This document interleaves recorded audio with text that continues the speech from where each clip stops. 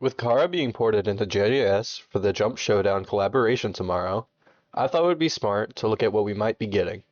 So like, subscribe, turn on notifications, and let's get into the review for Jump Showdown's Chara moveset. So, to start off, Chara is a 100 HP hit and run. Her kit is based around closing gaps, evasion, and high risk, high reward play, with all of her moves, with the exception of a variant, moving you decently far in a given direction. The special, or I guess you could call it a passive in this case, makes it so that on perfect block, you gain check. When using check, you pull up a UI, press a button, and the targeted opponent is stunned, damaged, and receives a debuff that increases the damage they take by 33% for a short amount of time. It's to be noted that the move will miss if you haven't hit them since receiving the move, and you can't combo off of it. Overall, not very impactful to gameplay. It's nice in the moment, or when it does apply, but because of its conditional nature, in most fights, it's entirely irrelevant. Chara's first move is Onslaught. Perform a bendable forward dash into a blockable slash that initiates multiple aimable follow-up slashes, ending with a final stronger slash that dash extends. When used on a ragdolled opponent, it completely bypasses the follow-up slashes and immediately sends the opponent back with a very short stun, meaning any follow-up is untrue and risky, while also dealing less damage. Because using it on ragdoll essentially combo ends and deals less damage, and the fact that it's untrue off of M1 stun, you're heavily encouraged to use it for its intended purpose of a mix-up, neutral, and punishing tool that combo starts. But honestly, it's not very good at that. And while yes, it has a very high payoff, that being said, it just generally isn't very good as a neutral tool, since you're basically required to wait for the opponent to be inside some sort of end lag in order to ever be able to confidently land it, and even then, most end lags don't last near long enough. While I understand it's supposed to play into high risk, high reward, and be an M1 trader, there should be, at the very least, one way to reliably land it that spans across every character. In exchange, possibly nerf the damage by a small margin. And to add on to that, some people may say using it off of M1s is true, in which case I say no, it isn't, and if you try that against a skilled player, you will get punished. By holding space, then using one while doing so, you instead perform Feral Takedown. This makes you hop up, dive downwards, then bounce you and the opponent off the ground upwards. Put simply, it's a combo tool that just tacks on damage to any combo. Now, I'm not 100% opposed to it, but at the same time, they could have just integrated anything you'd get from this move into the ragdolled hitting version of its base variant. Because as it stands, due to this move existing, there is absolutely no reason you should ever use the base variant on ragdolls unless you know the opponent is bad and you are 100% confident you can follow up, as the air variant is just better in almost every way. It does more damage, it's blockable, it extends, and it can be used in any case where the normal move would be usable.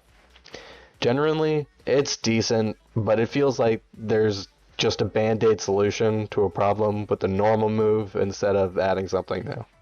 Lethal Wound is Chara's second move. When using it, you quickly enter an unblockable slide, and anybody you come into contact with, regardless of whether they're ragdolled or not, gets bashed before you follow up with a jump into multiple stabs to their body while they're on the ground, and then you throw them away.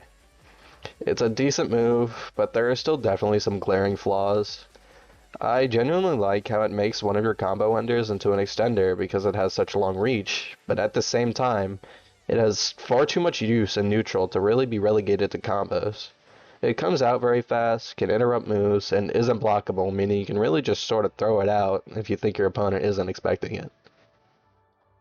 They could get a combo off, but not always since they have to dash to avoid it, and because they dodged it, you slide farther, meaning if their front dash is on cooldown, there isn't much they can do to punish. That, and when close up, it's very inconsistent, when it will and won't land. You almost always have to make distance to use it, which isn't a condition, but more of an annoyance, honestly. It's probably the best move you have in the kit, and generally is pretty good in neutral and in combos when you get the chance, but it's too oppressive in neutral, and it messes with the high risk, high reward playstyle since it's incredibly unpunishable if you know what you're doing. Getting into the third move, we have Bloody Mary. When used, perform a backdash, then a second that ragdolls, and then a third, followed up by a lunge into an upward slash that initiates a combo of kicks and stabs, then ends with the opponent getting ragdolled far away, combo ending. I generally don't like this move a ton. It's primarily used for ragdolls, but honestly, the attack timings are pretty misadjusted, making getting the full use out of it at any given moment difficult. I also just don't like the backdash moves that are a backdash just for the sake of being unique. This one is very clearly meant to be turned around and then used on the opponent, but at the same time, you could have just communicated that much better with another forward dash move. An example of a good backdash move is Veil Step. This is because it also performs the attack slightly in front of the player, and it leads into the other moves because it backdashes, none of which are present in this move. Overall, I just don't like this move. It's a combo ender that's artificially hard to use, sucks at evasion, and is even worse in neutral, as it can be interrupted at nearly any point. On to the last of her base moves, we have Fight. Using the move makes you lunge forward while holding your knife out in front of you. If you hit someone, they are stabbed. Hitting someone will cause an undertale quick time event to appear to decide on the success of the following slash. Successfully landing the quick time deals 10 damage, while not landing the quick time makes the move deal 2 damage. The move itself is fine, but the quick time event is honestly just tacked on for no reason. There's no reason you wouldn't want to hit the quick time, and there's no condition for the quick time to appear. The move might as well just do 10 damage. But aside from that, the base move is generally pretty solid. It's a combo ender that's pretty good at interruptions. However, it's pretty unhealthy for the moveset, as in order to get a full combo, you are forced into a bottleneck because of this move, making it so it must be used off of a stun, and must be comboed out of with lethal wound, limiting combo ability. Now, for the ultimate, this ult is comprised of dash move, counter, dash move, and dash move, all of which have some form of cutscene which takes up most of your ultimate time. That, and there's a death variant, where on death you can use it and come back with ult at 25 HP. It's honestly not as broken as it sounds on paper because of the self-damaging moves, but still worth noting. That said, let's get into the actual moveset. The first ultimate move is Cursed Remedy. Flash forward in a zigzag, then lunge forward, initiating a combo that ends with a far ragdoll you can use for your other moves.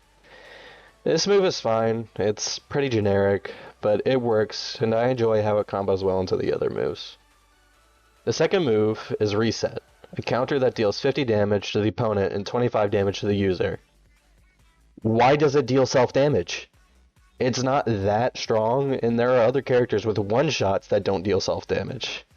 Nothing much else to say here. It's a generic counter, which I personally think is unneeded, but it is what it is. Third ultimate move, and my least favorite, is Atonement. Do a small lunge into a cut that ragdolls, into a large cut that initiates the real move. If missed, do that one more time. When landed, it puts the opponent in the undertale minigame where they must avoid projectiles in order to receive less damage. Avoiding enough projectiles mean the move will only do 20% and will damage the user for 15%. Although this move is stupidly easy to land, why does it do self-damage? It's genuinely a detriment to use half of your moveset, and it's honestly stupid when other movesets walk around with 1 or 2 instant kills in their ultimate. Now, for the fourth move, we have my favorite of the bunch, 7 Souls. Do a large wind-up into a long dash, the second half of which deals contact damage, and when the move ends, the follow-up with a large slash, which initiates a combo in which 2 undertale attack quick times appear. Each one landed increases the damage the move deals. It's honestly pretty cool. My only complaint is that it's hard to pull off for a little reward, and that it's another one of the very many run forward and deal contact damage moves in the game. Onto the final move of the ultimate, we have Special Hell. After landing Cursed Remedy's finisher and performing a perfect 7 souls, you are given the option to use Special Hell. Honestly, it's just very lackluster. It's a very big, generic, big blast attack that you will likely just not be able to get, and as it requires you killing 1 person, and 2 to land the hardest attack in her kit, meaning anyone you want to hit with it is likely already dead. To conclude the review, while the devs clearly try to force a high-risk, high-reward playstyle onto the character, they miss what makes risk fun. An example of high-risk, high-reward character is Naoya from JJS. Nothing he does is true, but because of his relentless nature, it works as it overwhelms the opponent. But here, everything is slow and drawn out, making fighting Chara very underwhelming, and making the moveset feel like you're supposed to be confident in your attack when you really aren't. As well, some parts of the moveset, while working in concept, definitely need tuning. Anyway, thank you so much for watching. If you want to see more videos like this, like, subscribe, and turn on notifications so you don't miss any. With that said, soon I'll be hosting a Battlegrounds moveset suggestion competition. If you want a chance to win, feel free to stop by the Discord server, take a look at the prompt, and then submit it. My Discord server is down below. Now yet again, thanks for watching, and see you in the next one.